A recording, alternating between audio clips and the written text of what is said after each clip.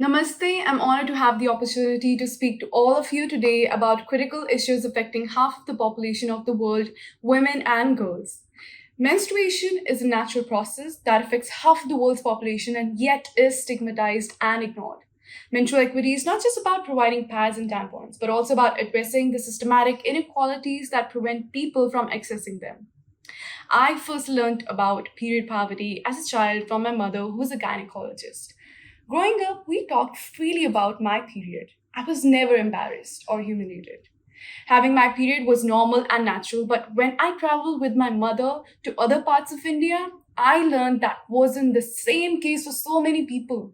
I learned that the stigma surrounding periods is still a huge barrier to women's empowerment and equality.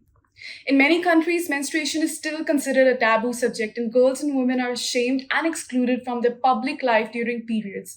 This lack of access to menstrual products, clean water, and sanitization facilities, and is a major barrier to education and employment for girls and women around the world.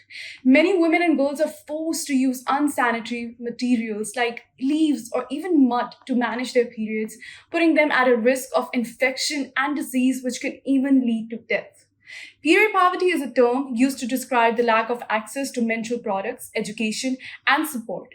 To end this period poverty, we started the campaign Period for Change, the global menstrual accelerator, which will invite changemakers in the space globally and help scale up their efforts.